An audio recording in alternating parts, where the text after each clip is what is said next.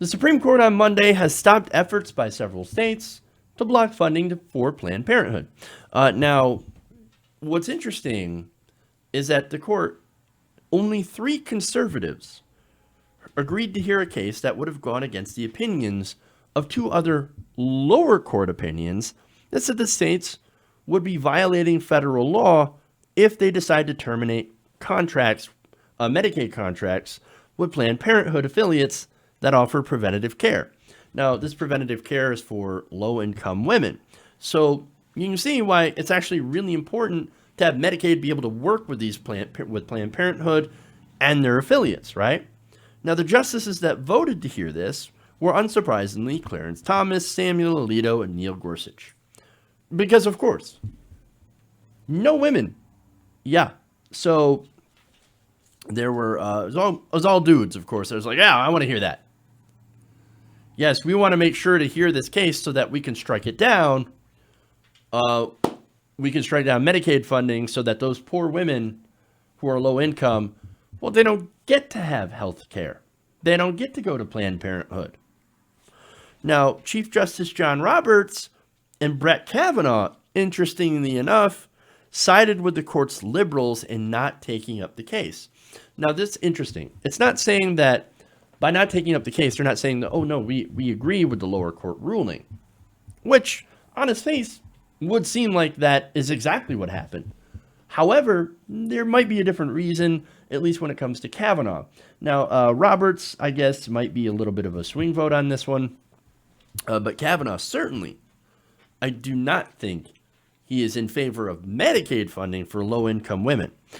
In fact, according to Steve Lodek, CNN Supreme Court analyst and professor at the University of Texas School of Law, he said, quote, Roberts and Kavanaugh would likely have serious objections to this. But he notes that such votes seem to signal that they would rather avoid contentious, high-profile disputes for now, at least where possible. So understand that, right? So basically, like, oh man, we would love to be able to get rid of Planned Parenthood funding from Medicaid for the states. But we really don't want to draw more attention to ourselves than we have recently. You guys remember, we were there covering it during the entire Kavanaugh confirmation process. So, and that got incredibly heated. There was a lot of attention, and so we're not shocked about that. Now, the other thing is, while Kavanaugh is still trying to kind of lay low after that contentious nomination process, you also have Christine Blasey Ford, which, by the way, is still getting death threats to this day. Still doesn't feel safe at home, still getting attacked by conservatives, threatened. So understand, right? So you have a justice here, a Supreme Court justice, like, oh man, I just don't want to get heat in the media anymore. Whereas his alleged victim is still suffering constant harassment. So kind of understand how that is the epitome of white male privilege right there. So let's be fair on that.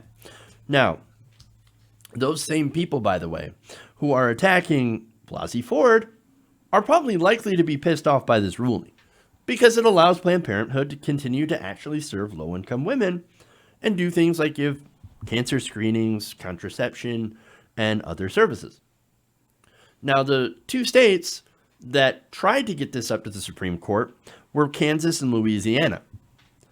Republicans in both those states said, well, look, we don't think women should have preventative health care screenings. No, they should shut up and get in the kitchen. They don't need health care. What are you talking about? Oh, but Jeff, you don't understand. We're not against it because of that. Oh no, we're not anti-women. The Republican Party loves women. We're so pro-life. And what Planned Parenthood does is they do abortion. Well, yes, they do abortions, right? That is about 3% of what they do. The rest is preventative screenings, things like that, stuff that's women's health care that us dudes do not know about. And besides, no public money goes to abortion thanks to the Hyde Amendment. So guess what? Conservatives, you've already won. No public money goes into abortion services at all. Now, here's the thing. I don't think that should be the case. I would actually be okay with public money going to abortion services because I believe that poor women should be able to get an abortion if they need to, right? If they choose to do so. For one, let's be honest, money-wise, it actually saves more public money than it costs. A lot of these low-income women who would be denied an abortion or who are denied an abortion under the Hyde Amendment, well, do you think they're going to be able to take care of a child on their own without government assistance? Let's be clear about that. But more importantly than just the fiscal concerns is that it's none of my goddamn business what a woman does with her body, even if it's my tax money. Now, those of you like, well, I want to decide where my tax money goes. Well, you know what? I do too. And guess what? I don't want my tax money going to bombing brown people overseas. I don't want my tax money to go to a $600 toilet seat in the White House. I don't want my tax money going to subsidies for private jet owners. So if you don't like that, well, I don't like that. So if you don't like your money going to women on food stamps, well, suck it up.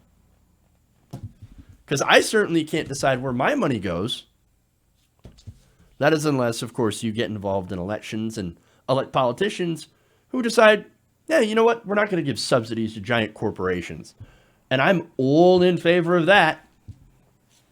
Now, that said, my big concern, as you probably just noticed there, is public money going to private corporations.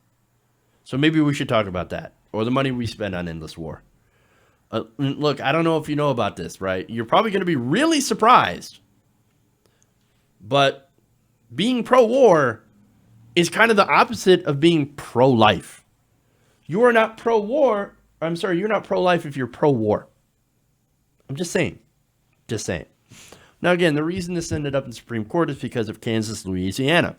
They decided after these doctored videos, these heavily edited sting videos by the Center for Medical Progress were created for the sole purpose of getting these state governments to have a reason to cut Planned Parenthood funding because they just don't like Planned Parenthood.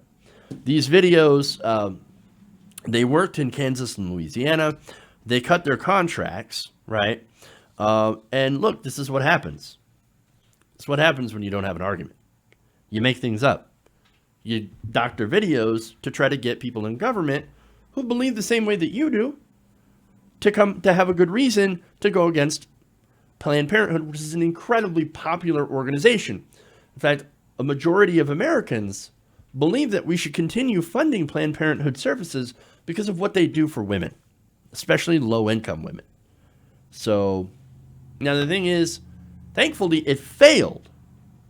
And I think it failed hubris, right? Let me explain why.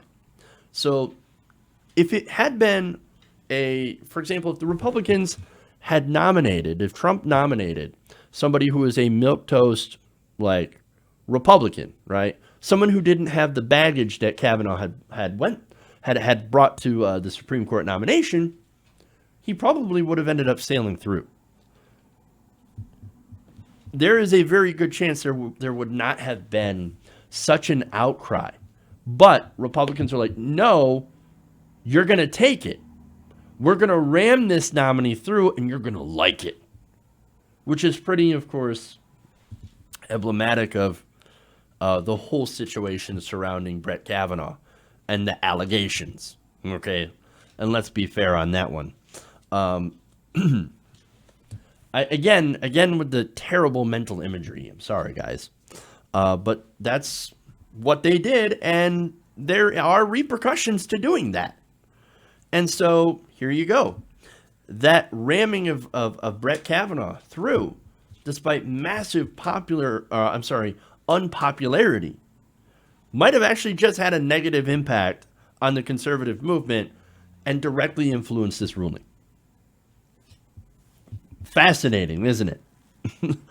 So, I don't know, maybe we can learn a lesson from this. Maybe continue to focus on the sham that was Brett Kavanaugh's hearing.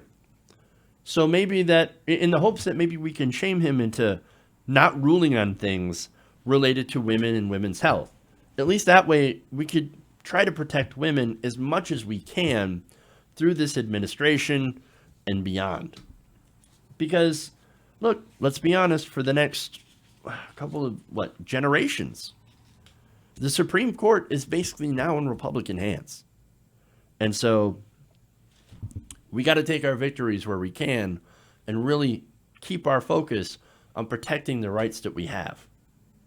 Because if we turn our backs, if we don't keep the spotlight on these guys, then they're going to move in the shadows to take away our rights and the rights of our families, the rights of our friends, the rights of women, and the rights of LGBT folks, etc. So we need to be good allies and step up. Hey guys, hopefully you enjoyed that free video. Now I'm going to have to ask you a favor. Between the demonetization and the YouTube algorithm messing around with view counts, etc., we're having a hard time adjusting to the new YouTube reality, which is where you guys come in. See, we have a Patreon, patreon.com/TYTNation, set up to help us rely on you guys, the viewers, instead of big corporate ads. Look, you know the show. You know how I'm not in favor of big corporations anyway.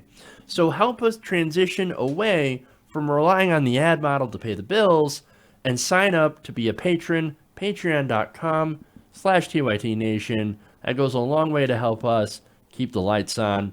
And you guys will know that you're supporting independent progressive media.